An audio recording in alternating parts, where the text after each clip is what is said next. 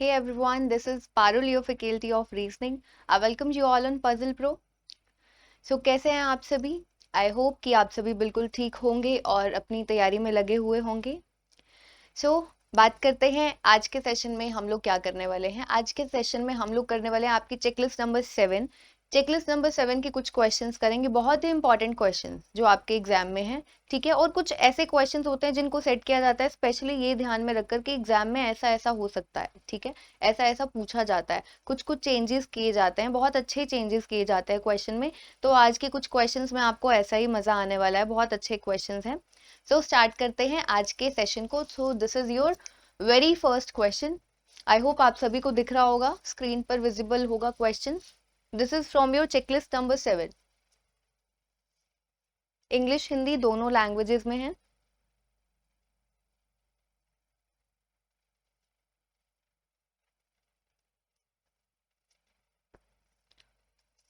देखो अभी क्या कहता है क्वेश्चन में. 8 persons with S T U V W X Y and Z are seated on a square table. Square table वाला क्वेश्चन है. 8 लोग हैं, उनको स्क्वायर टेबल पर बिठाया गया है such that all of them are facing towards the centre. सभी के सभी सेंटर की तरफ फेस करते हैं. Not necessarily in the same order, but same order में नहीं करते हैं. 4 persons are seated at the corners of the table while 4 are seated at the middle of the side of the table. ठीक है, 8 लोग हैं, 4 सेंटर पर हैं और 4 हैं आपके कॉर्नर्स पर, और सभी के सभी सेंटर फेसिंग है. बोलता है आगे क्वेश्चन में, देखो V sits at one of the corners. V कहां पर बैठता है? at one of the corners and 3 persons away from S who sits to the immediate right of U. ठीक है, क्या कहता है देखो.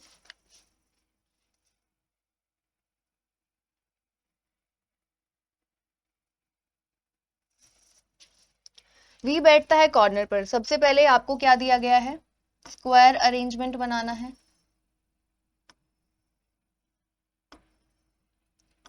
टोटल कितने पर्सन्स हैं? 8 पर्सन्स हैं. 4 बैठते हैं कॉर्नर्स पर, 4 बैठते हैं आपके मिड साइड पर.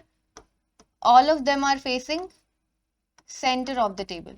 ठीक है, कहता है V sit at one of the corners. V कहां पर बैठता है? कॉर्नर पर बैठता है. V sits at one of the corners and 3 persons away from S. और ये जो S है ये कहां पर बैठता है? Who sits to the immediate right of U. जो S है वो U के इमीडिएट राइट पर बैठता है. तो देखो हमने V को किसी भी कॉर्नर पर बना सकते हैं. आप चाहे इस पर बना लो, इस पर बना लो, कहीं पर भी बना लो. V को हमने कॉर्नर पर बैठाया, 3 पर्सन अवे बैठता है फ्रॉम S. S से 3 पर्सन अवे. अब यहाँ पर हमारे पास S के 2 केसेस बनेंगे, क्योंकि देखो V के राइट से भी, V के लेफ्ट से भी हमको 2 पर्सन अवे लेकर चलना पड़ेगा ना, 3 पर्सन अवे. ठीक है, तो हम लोग देखो 1 2 3, S कहां पर आ जाएगा? यहाँ पर आ जाएगा. ये जो V है S से 3 पर्सन दूर है, 1 2 एंड 3. ठीक है, एक केस बनेगा. ये तो हमने V के राइट से लिया. अगर हम V के लेफ्ट से लेंगे तो हम लोग क्या करते हैं? एक ही फिगर में, ऐसा नहीं करना कि 2 फिगर्स बनानी है. मैं बार बार एक ही चीज को रिपीट कर रही हूँ. केसेस बनते हैं, ठीक है, केसेस को बनाना भी पड़ता है. कोशिश करनी है कि उसको अगर हम पहले तो कम से कम केसेस में करें. अगर किसी में केसेस बन रहे हैं तो सिंगल फिगर में क्वेश्चन को सॉल्व करने की आदत डाल लो. अब जैसे कि V हमारा कहां पर है? यहाँ पर है. हमें बनाना है 3 पर्सन अवे फ्रॉम S. तो S कहां पर आ जाएगा? 1 2 3 ऐसा आ जाएगा यहाँ पर. जैसे V की राइट से हमने S को यहाँ पर लिया, V की तो एक ही पोजीशन है, कॉर्नर पर लिया है, तो एक पोजीशन क्या बनेगी? यहाँ पर बनेगी. ठीक है, आगे उसने बोला था S जो है ना वो इमीडिएट राइट पर बैठता है U के. तो यहाँ के इस वाले केस के हिसाब से U के इमीडिएट राइट पर हमने S बना दिया. और अंदर वाला जो केस है तो U कहां पर आ जाएगा? आ जाएगा यहाँ पर. U का इमीडिएट राइट कौन है? S है. कहता है the number of person from the left of U to V is same as the number of person from the right of S to T. देखो क्या कहता है, इंपॉर्टेंट लाइन है. The number of person from left of U to V. U से V के बीच में जितने number of person हैं, अब काउंट कहां से करना है? काउंट करना है from the left of U. U के लेफ्ट से आपको देखो क्या करना है? काउंट करना है. U के लेफ्ट से काउंट करोगे कि V तक कितने टोटल नंबर ऑफ पर्सन आते हैं. फिर वो जो नंबर ऑफ पर्सन है ना वो सेम है, same as the number of person from the right of, S के राइट से काउंट करना है टी तक, ठीक है। पहले हम यू से वी तक देखते हैं। बाहर वाला केस अगर हम देखें, ठीक है, बाहर वाला केस, तो यू से वी तक, यू से वी तक, यू के लेफ्ट से देखना है, from the left of you, you के लेफ्ट से यू से लेकर वी तक ये ही एक पर्सन आएगा, तो यानी कि यू से वी के बीच में एक पर्सन हुआ, तो एस और टी के बीच में, एस और टी के बीच में एक पर्सन होगा एस के राइट से, तो एस, अभी हम बाहर वाले केस की बात कर रहे हैं, एस के राइट से एक पर्सन होगा, यानी कि ये पर्सन टी आपका आ जाएगा यहाँ पर। सिमिलरली अब हम लोग चेक करेंगे अंदर वाले केस में। अंदर वाला जो केस है हमको u और v के बीच में चेक करना है, u और v आमने सामने हैं, ठीक है, वो तो अब हमें पता है, चाहे राइट से करो चाहे लेफ्ट से करो, टोटल 3 पर्सन आएंगे। वैसे उसने बोला क्या है, u के लेफ्ट से चेक करना है, तो u और v के बीच में टोटल 3 पर्सन आएंगे, तो अब s और t के बीच में भी कितने आएंगे, 3 पर्सन बोला है फ्रॉम द राइट, ठीक है, फ्रॉम द राइट। अब t भी कहां पर आएगा हमें पता है, चाहे लेफ्ट से देख लो चाहे, क्योंकि यहां पर आ जाएगा, ठीक है। एस के राइट से चेक करना है, आप चेक कर लो, 1 2 3, 3 पर्सन का गैप आ गया, एस और टी आमने सामने आ गए, ठीक है, तो अंदर वाला केस सॉर्टेड है। नाउ कहता है z sits second to the right of t and second to the left of y, who sits exactly in the middle of x and w। इसको ब्रेक कर करके सॉल्व करते हैं, ठीक है। z sits second to the right of t, z t के second right पर है। बाहर वाले केस में देखो t यहाँ पर है, उसने क्या बोला है, z sits second to the right of t, t के सेकंड राइट पर कौन है, z है। अंदर वाले केस में देखो t यहां पर है, t के सेकंड राइट पर z आ गया आपका यहां पर। और कहता है एंड z सिट्स, देखो क्या लिखा हुआ है, z sits second to the right of t, ये हमने बना दिया, and second to the left of y, और y के सेकंड लेफ्ट पर बैठता है, y के z जो है y के सेकंड लेफ्ट पर। बाहर वाला केस देखो, z यहाँ पर है, z यहाँ पर है, y के सेकंड लेफ्ट पर बनाना है आपको, ठीक है, y के सेकंड लेफ्ट पर आना चाहिए। तो अब जरा देखो, t के सेकंड राइट पर आ गया, y के सेकंड लेफ्ट पर यहां से आ जाएगा, y का सेकंड लेफ्ट, ठीक है। अब अंदर वाला केस देखो, z को हमने, z sit second to the right of t, ठीक है, ये हमने बना दिया था। यहां पर हमने एक मिस्टेक किया, देखो t के सेकंड राइट पर हमने क्या बना, z को t के सेकंड राइट पर बनाना था, और यहां पर हमने इमीडिएट राइट पर बना दिया इसको, ठीक है। t के सेकंड राइट पर हमें किसको बनाना था, ठीक है, सही बनाया था, t के सेकंड राइट पर हमने बनाना था z को, z sit second to the right of t and second to the left of y। ये जो z है ये y के सेकंड लेफ्ट पर आएगा, तो जरा देखो यहाँ पर s है ऑलरेडी, तो y यहाँ पर आना था, तभी y के सेकंड लेफ्ट पर z यहाँ पर आता। इसका मतलब कि आपका जो अंदर वाला केस हम लोग सॉल्व कर रहे हैं वो क्या है, गलत है, वो वाला केस आपका क्या है, गलत है, ठीक है। तो जो करेक्ट केस है वो है हमारा बाहर वाला। तो हम लोग इतना बना चुके हैं, second to the left of y, z को t के सेकंड राइट पर और y के सेकंड लेफ्ट पर हम बना चुके हैं। अब y के लिए बोलता है who sits exactly in the middle of x and w। ये जो y है ये x और w के एग्जैक्टली मिडल में है, y यहाँ पर है, x और w का एग्जैक्टली मिडल, तो यानी कि अब देखो सभी को हम नोट कर चुके हैं, z v y u s t, x और w दो ही पर्सन्स बाकी हैं, x और w, तो हमें पता है अब x और w यहाँ पर ही आने वाले हैं, और तभी x और w वहां पर आएंगे, तभी y उसका एग्जैक्टली मिडल में हो जाएगा ना। देखो both s and x are not adjacent to each other, s और x साथ में नहीं है, s यहाँ पर है तो x यहाँ पर नहीं आएगा, इसका मतलब x आएगा आपका यहाँ पर, w आएगा आपका यहाँ पर, ठीक है। तो ये जो क्वेश्चन है अभी यहाँ पर कंप्लीटेड है, आई होप कि सभी को समझ में आया होगा। अब क्वेश्चन में उसने पूछा who among the following person sit second to the right of x, x के सेकंड राइट पर कौन सा पर्सन बैठता है। इस क्वेश्चन का आंसर आप सभी को कमेंट सेक्शन में शेयर करना है, x के सेकंड राइट पर कौन बैठता है, ठीक है। तो नेक्स्ट क्वेश्चन हम लोग करते हैं।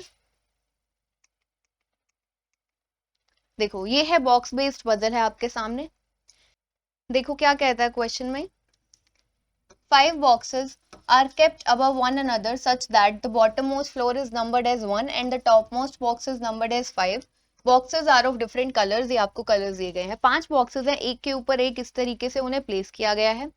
बॉटमोस्ट फ्लोर वन सबसे जो बॉटम मोस्ट फ्लोर है दैट इज नंबर्ड एज 1, सबसे ऊपर वाला दैट इज नंबर्ड एज 5। सभी के अलग अलग कलर्स हैं। देखो कहता है box P is kept 2 places above red coloured box. सबसे पहले टोटल 5 बॉक्सेस हैं हमारे पास, 1 2 3 4 एंड 5।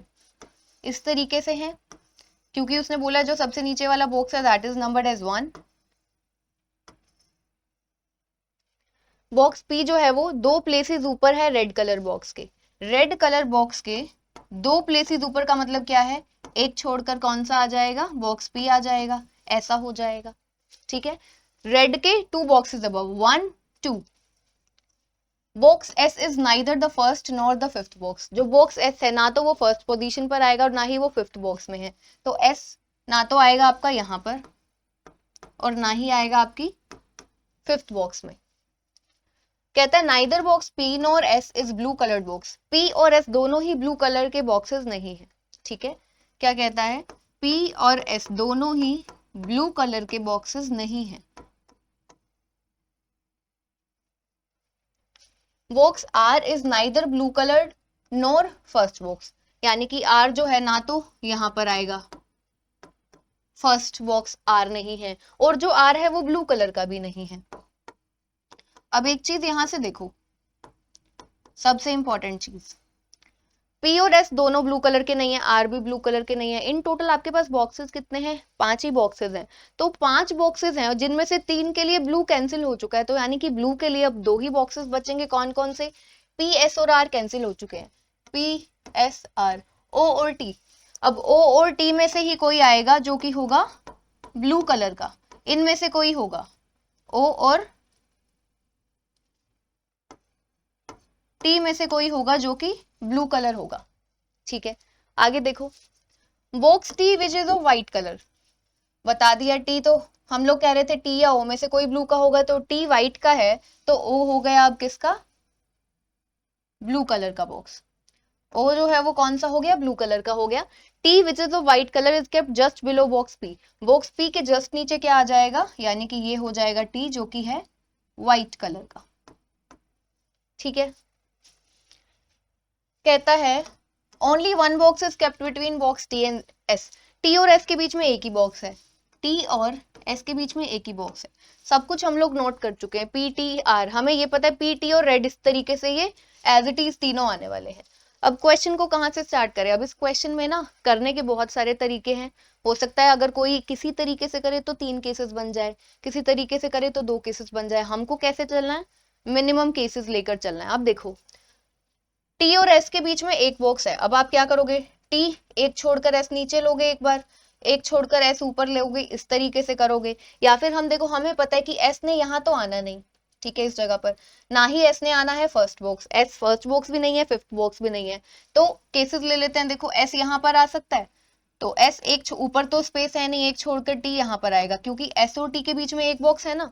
टी हमें पता है किस कलर का है, व्हाइट कलर का है। टी के जस्ट नीचे रेड कलर है, टी के जस्ट नीचे है रेड कलर, और टी के जस्ट ऊपर कौन है, देखो टी के जस्ट ऊपर है पी, तो एक तो ये हो गया। अब एस को हमने फोर्थ पर लिया, एस को हम थर्ड पर क्या ले सकते हैं, नहीं ले सकते, क्यों, अगर हम एस को यहाँ पर बनाएंगे, एक छोड़कर टी यहाँ पर आएगा या फिर एक छोड़कर टी आएगा यहाँ पर, तो टी ना तो यहाँ आ सकता है ना यहाँ पर आ सकता है, क्यों, क्योंकि टी के जस्ट नीचे रेड है, अगर टी यहाँ पर आया तो इसके नीचे रेड नहीं आ सकता। यहाँ पर टी आया तो टी के जस्ट ऊपर पी है तो वो भी नहीं आ सकता। तो एस के लिए एक चीज क्या कैंसिल हो गई, थर्ड बॉक्स में थर्ड बॉक्स जो है वो एस नहीं है, तो सेकंड एक यही बच गया, यहाँ पर आएगा। अब टी यहाँ पर आ सकता है, टी है व्हाइट कलर का, टी के जस्ट ऊपर है पी, टी के जस्ट नीचे है रेड, ये हम बना चुके हैं।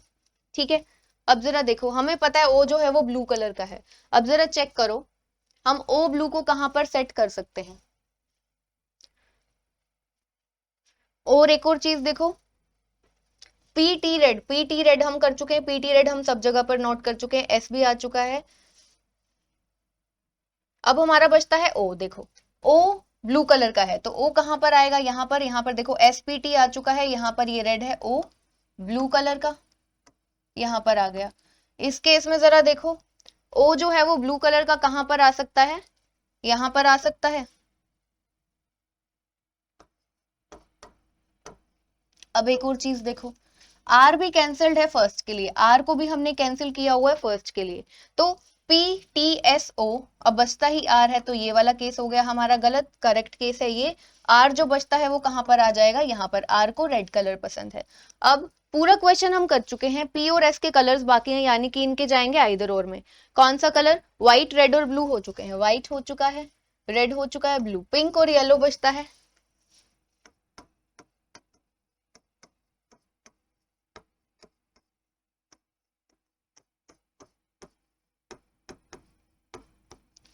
So this question is completed here, ये क्वेश्चन जो है ये कंप्लीट हो चुका है। अब इसके बाद देखो, हम लोग करते हैं इसके बाद सिलॉग्स के क्वेश्चंस।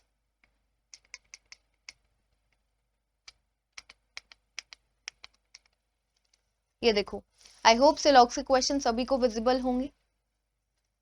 तो सबसे पहली स्टेटमेंट है, बोलता है some P are Q,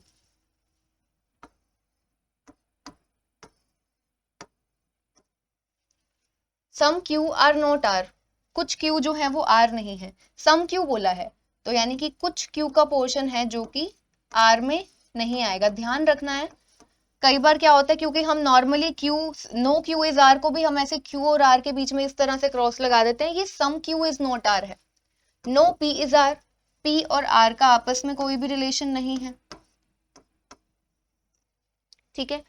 conclusion में देखो, सबसे पहला कंक्लूजन, बहुत अच्छे क्वेश्चन हैं ये, सभी ध्यान से देखें। Some P are Q is a possibility, कुछ पी क्यू है, some P are Q is a possibility, हमें बिल्कुल साफ साफ नजर आ रहा है पी और क्यू का ये है कॉमन पोर्शन, तो some P are Q, some P are Q, possibility word हटाया, some P are Q is 100% correct, 100% true है, तो 100% ट्रू की पूछी क्या गई है, पॉसिबिलिटी, सो दैट मीन्स वो क्या हो जाएगी, गलत, ये बिल्कुल गलत है, ये पॉसिबिलिटी पॉसिबल ही नहीं है, क्योंकि ऑलरेडी जो चीज सही है उसकी पॉसिबिलिटी कैसे सही होगी, ये देखो मैंने आपको पहले भी सेशंस में बताया हुआ है, 100% सही और 100% फॉल्स कंक्लूजन्स की जो पॉसिबिलिटी होती है वो क्या होती है, गलत होती है, सिर्फ कांट से वाले जो कंक्लूजन्स होते हैं उन्हीं की पॉसिबिलिटी होती है सही।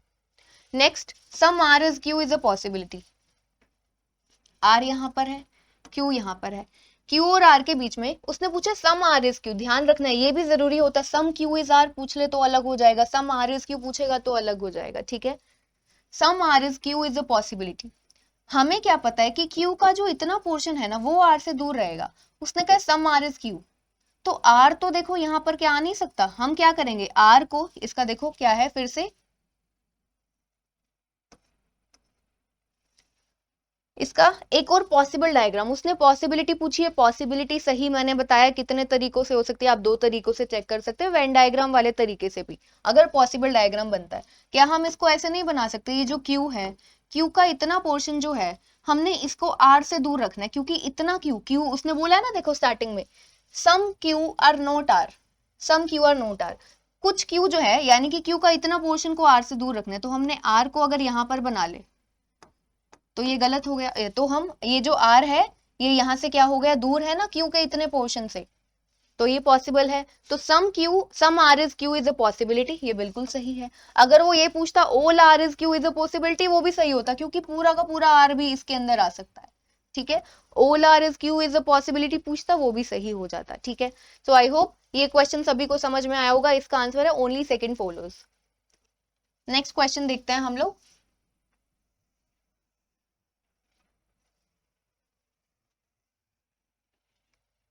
Only a few pen is pencil, only a few pen, यानी कि some pen is pencil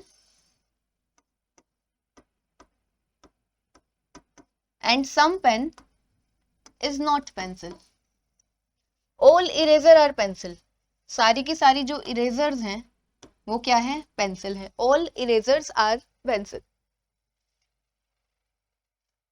no eraser is pen, eraser और पेन का अब उसने सीधा सीधा बता दिया कि पेन और इरेजर के बीच में कोई भी रिश्ता नहीं है, कोई भी लेना देना नहीं है, कोई भी नाता नहीं है, ठीक है। सो ये है आपका वेन डायग्राम स्टैंडर्ड। कंक्लूजन, सबसे पहला, some pen is eraser is a possibility, कुछ पेन इरेजर है, पेन ये है, इरेजर ये है। पहले तो देखो उसने बोला नो इरेजर इज पेन, और पूछ रहा है सम पेन इज इरेजर। ये दोनों क्या कर रही हैं, कॉन्ट्राडिक्ट कर रही हैं आपस में, ये तो बिल्कुल भी सही नहीं है। उसने बोला नो इरेजर इज पेन, तो इरेजर और पेन का तो कोई लेना देना ही नहीं है, तो सम पेन इज इरेजर तो बिल्कुल गलत हुआ। सम पेन इज इरेजर 100% गलत, पॉसिबिलिटी तो और भी गलत। 100% गलत की पॉसिबिलिटी क्या होती है, गलत होती है, तो सबसे पहला कंक्लूजन हो गया गलत। ठीक है, क्योंकि no eraser is pen, some pen is eraser, दोनों क्या हो गए, आपस में कॉन्ट्राडिक्ट कर रहे हैं, क्योंकि इरेजर और पेन का आपस में कोई भी लेना देना नहीं है। कहते हैं some pencil is not pen, some pencil is not pen. अब देखो हमें यहाँ से पेन और पेंसिल के बीच में क्या नजर आ रहा है, पेन और पेंसिल के बीच में एक तो ये कॉमन पोर्शन नजर आ रहा है, यानी कि अगर वो पूछे सम पेंसिल इज पेन तो क्या हो जाएगा, सही हो जाएगा, क्योंकि हमें कॉमन पोर्शन दिख रहा है। अब उसने पूछा है सम पेंसिल इज नॉट पेन, इसको नेगेटिव कर दिया इस सेंटेंस को, कि कुछ पेंसिल पेन नहीं है। अब हमें पता है ये जो पेन है ये इरेजर से दूर है, और ये पूरा का पूरा इरेजर पेंसिल के बीच में आता है। ठीक है, पेन क्या है, इरेजर से दूर है, और पूरा का पूरा इरेजर पेंसिल में आता है, यानी कि पेंसिल का जो इतना पोर्शन है ना इरेजर वाला, पेंसिल का जो इतना पोर्शन है, ये जो पूरा डार्कन पोर्शन है इरेजर वाला, ये पेन में नहीं आएगा। तो इस हिसाब से सम पेंसिल इज नॉट इरेजर भी तो सही हुआ, सम पेंसिल इज नॉट पेन। ठीक है, पेंसिल का इतना पोर्शन जो ये इरेजर वाला है वो पेन में नहीं आएगा, तो सम पेंसिल इज नॉट पेन बिल्कुल सही हुआ। सेकंड क्वेश्चन का आंसर क्या हुआ आपका, only second follows. I hope सभी को समझ में आया होगा।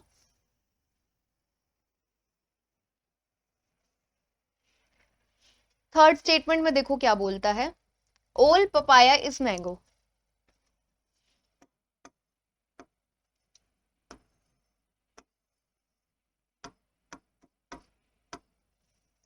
All papaya is mango, some apple is not peas. Apple peas अभी यहां पर नहीं है। No papaya is apple, papaya और एप्पल का आपस में कोई भी लेना देना नहीं है। नो पपाया इज एप्पल बना लिया, सम एप्पल इज नॉट पीज उसने बोला था, ये है एप्पल, सम एप्पल, कुछ एप्पल हैं जो कि पीज में नहीं आएंगे, सम एप्पल ओनली दिस वाला, ये वाला portion.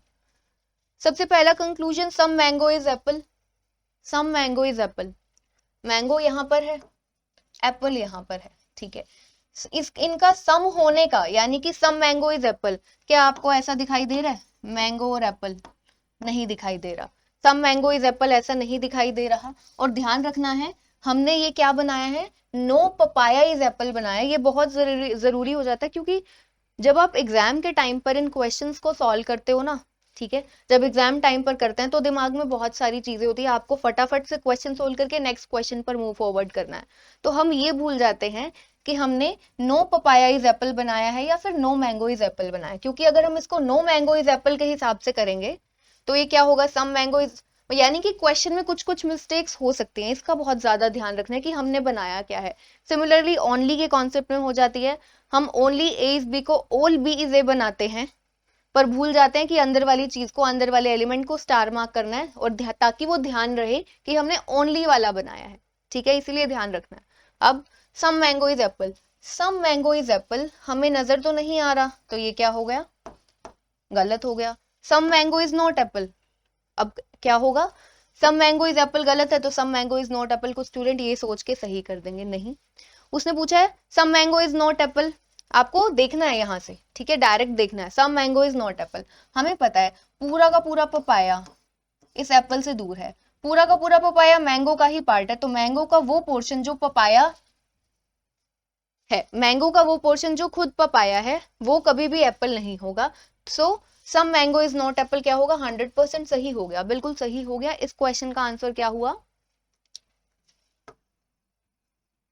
Only second conclusion follows. सो ये थे आज के कुछ क्वेश्चंस, आई होप सभी को समझ में आए होंगे। सो मिलते हैं फिर नेक्स्ट सेशन में, अपनी तैयारी करते रहिए, टेक केयर एवरीवन।